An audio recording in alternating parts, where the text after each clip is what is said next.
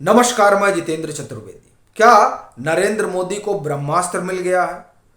और यह भी कि क्या यह ब्रह्मास्त्र सुप्रीम कोर्ट से मिला है या फिर कहीं और से? और इसमें एक सवाल यह भी जुड़ता है कि क्या इसके जरिए मणिपुर जैसी घटनाएं जिस भी राज्य में हो वहां पर केंद्र सरकार कार्रवाई कर सकती है? ये तमाम सवाल जो हैं ये जुड़े हुए हैं उस ब्रह्मास्त्र से जो नरेंद्र मोदी की सरकार को मिला है। इस तरीके का विमर्श चल रहा है। अब सवाल ये उठता है कि मिला कहां से है? तो पता चलता है कि साहब सुप्रीम कोर्ट से। तो अब सुप्रीम कोर्ट से कैसे मिल गया? क्योंकि एक अलग तरीके का आप ये कहें कि नैरेटिव दिखाई दे रहा है। वैसे नैरेटिव में सुप्रीम कोर्ट से मिला ये चौंकाएगा भी, लेकिन वास्तविकता यही है। कैसे? उसके लिए हमें 20 जुलाई की जो बहस हुई, जो सुनवाई हुई मणिपुर वाले मसले पर, उसे देखना होगा।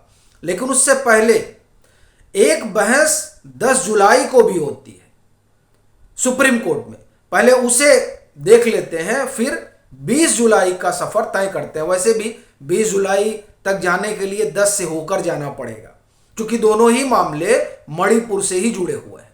तो पहले 10 की बात करते हैं। इस रोज एक सुनवाई होती है, सीजीआई की बेंच होती है। ये मामला भी मणिपुर से ही जुड़ा होता है और ये याचिका आती है मणिपुर ट्राइबल फोरम से।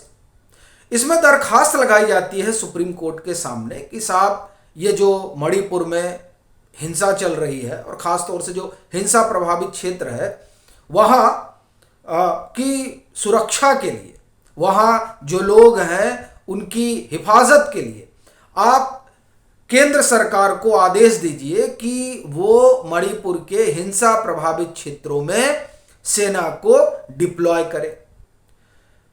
सुप्रीम कोर्ट मना कर देता है, कहता है कि नहीं, ये तो नहीं हो सकता है, ये मुमकिन नहीं है, ये हमारा काम नहीं, हमारा काम लॉ एंड ऑर्डर देखना नहीं है। लॉ एंड ऑर्डर जो है वो केंद्र और राज्य सरकार का विषय है, वो उसे देखें। हम उन्हें आदेश दे सकते हैं कि ऐसी कोई परिस्थिति ना पैदा हो।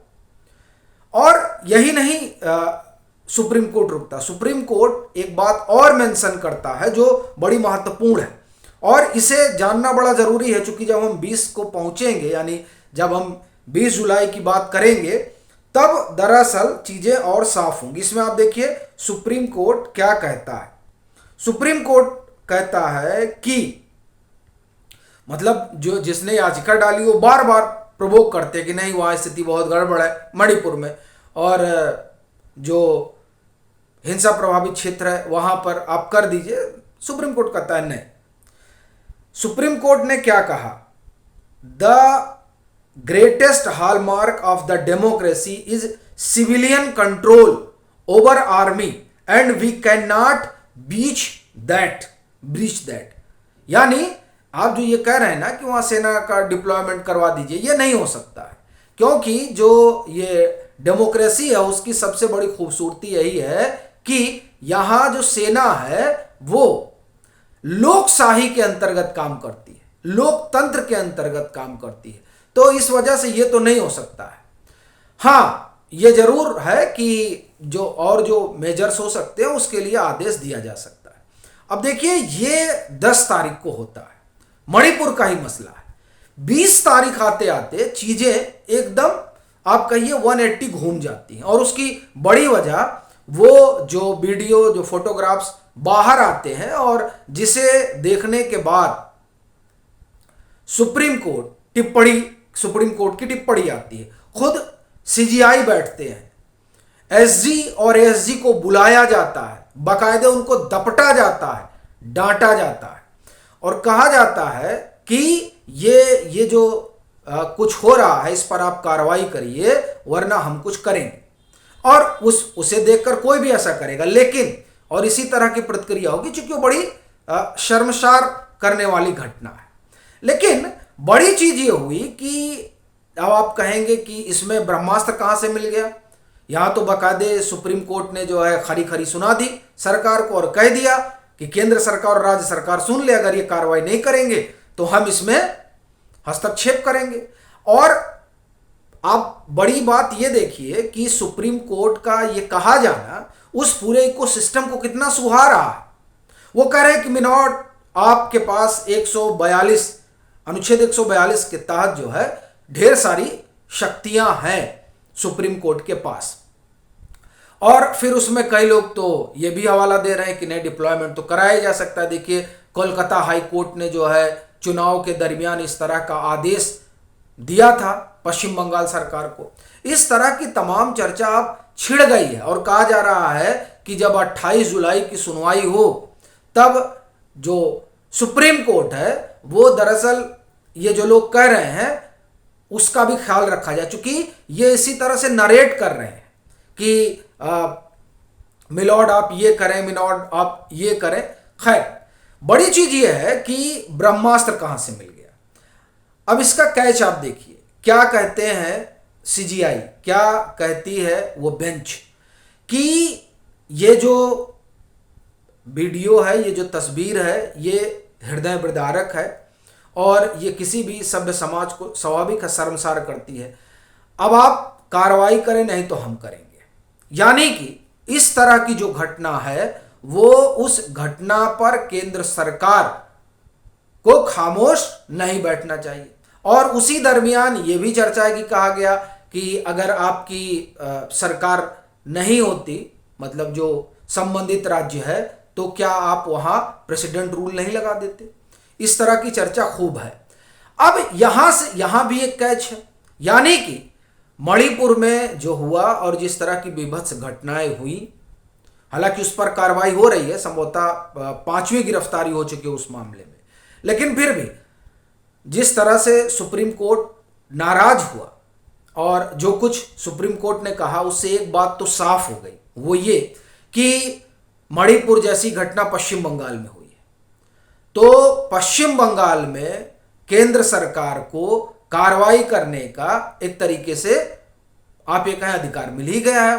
चूंकि इस तरह की घटना अगर हो रही है और जो राज्य सरकार है वो कुछ नहीं करती है तो स्वाभाविक है कि जो संवैधानिक व्यवस्था है वहां की वो फेल हो चुकी है। और जब फेल हो चुकी है तो जाहिर है केंद्र सरकार को कुछ ना कुछ एक्शन लेना पड़ेगा। ये इसीलिए हमको लग रहा है कि ये जो मणिपुर वाले मसले में सुप्रीम कोर्ट अभी तो 28 जुलाई को फिर सुनवाई होगी और पूरी रिपोर्ट वहां रखी जाएगी, लेकिन इस मामले ने एक बात तो साफ कर दिया कि केंद्र सरकार के पास अब कई चीजें आ गई हैं। अभी देखिए मल्लिकार्जुन खड़गे कह रहे थे कि नहीं, मणिपुर में जो है राष्ट्रपति शासन लगा देना चाहिए, वहां की व्यवस्था बड़ी खराब है। इसी तरह की बात उनको पश्चिम बंगाल के लिए भी कहनी चाहिए, क्योंकि 2021 विधानसभा चुनाव के बाद, 2023 पंचायत चुनाव के बाद जिस तरह की परिस्थितियां बनी वहां पर, उससे तो यही बात होता। फिर उनको ये मांग जो है उन राज्यों में भी करनी चाहिए जो कांग्रेस शासित हैं और जहां पर इस तरह की परिस्थितियां बनती नजर आ रही हैं। अब वो मांग करें या ना करें, लेकिन अपना मानना यह है कि ये जो ऑब्जर्वेशन रहा सुप्रीम कोर्ट का, मुझे लगता है कि इससे एक बड़ी चीज जो है वो सरकार के हाथ लगी है और एक बात इससे निकल कर आई है कि इस तरह की घटनाओं पर बिना ये देखे कि राज्य सरकार जो है या हम राज्य सरकार ना करें, मैं कहें कि किस तरीके का राजनीतिक माहौल बनेगा उसको इतर रखते हुए। और अपना कहने का मतलब यही है कि जब आप कहीं राष्ट्रपति शासन लगाते हैं, अगर वो विपक्ष की वहां सरकार हुई तो एक तरह का राजनीतिक बितंडा खड़ा किया जाता है, लेकिन उस राजनीतिक बितंडे को दरकिनार करते हुए सीधे सीधे वहां पर कानून व्यवस्था बनी रहे, इसका उपागम केंद्र सरकार को अपनाना चाहिए। ऐसा मुझे लगता है कि ये जो वहां सुप्रीम कोर्ट ने कहा उससे यही बात निकलती है। और वैसे भी अभी इस मामले में जब आगे सुनवाई होगी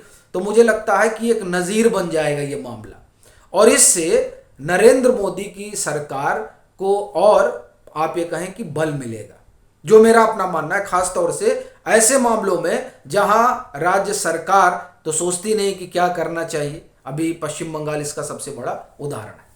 अभी के लिए फिलहाल इतना ही।